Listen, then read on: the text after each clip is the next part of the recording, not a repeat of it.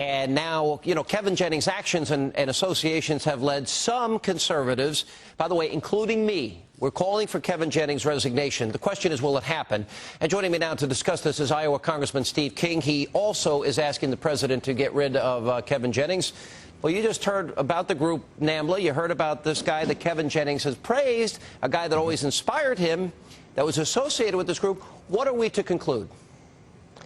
Well, I think we can conclude that President Obama's agenda and his associates and their fellow travelers have been appointed to influential positions in the United States government.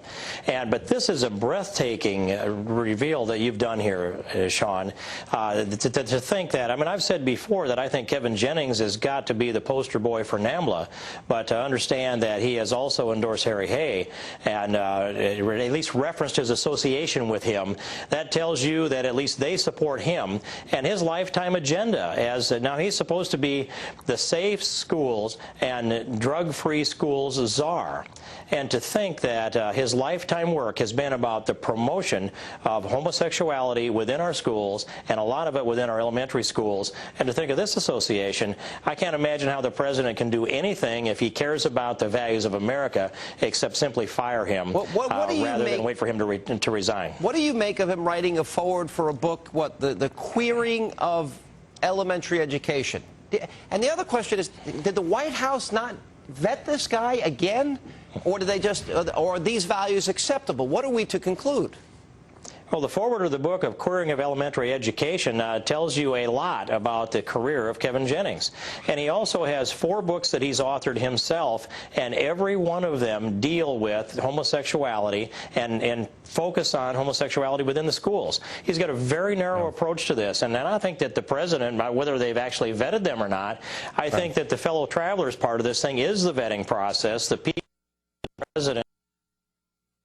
And so that's what we've seen happen, Sean. I haven't focused so much. I'm more libertarian in terms of what people's preferences are, what adults do in the privacy of their bedroom. That's my position. I've been very clear over the years about this.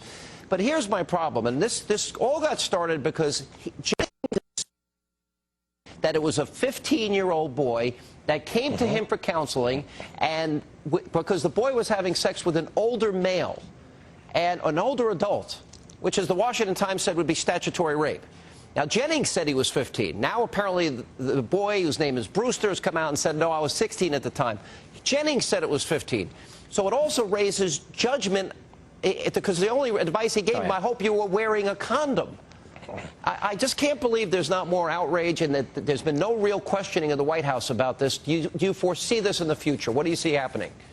I think that if the American people rise up, they can demand that the president remove Kevin Jennings. And it doesn't matter whether Brewster was 16 or 15. Yeah. Kevin Jennings has said he believed he was 15. That makes him a mandatory reporter. And by law in Massachusetts, he was required to report the incident of sexual abuse of a child by an adult that was probably a decade or more older who had picked him up in the restroom of a bus stop. Right, so this is the kind of person that would be the model for our education, and it just cannot be tolerated, Sean. Well, Steve, I agree, and I stand by my position. He needs to be fired. The president needs to be questioned about it, and so does, obviously, the propagandist Robert Gibbs.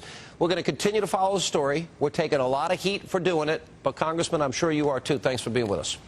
I am. He needs to be a model, not someone who has promoted this homosexual agenda, Sean. Well, certainly it's reckless judgment and reckless positions, and we appreciate you being with us. And coming up, the CBO has unveiled the enormous cost of the Democrats' health care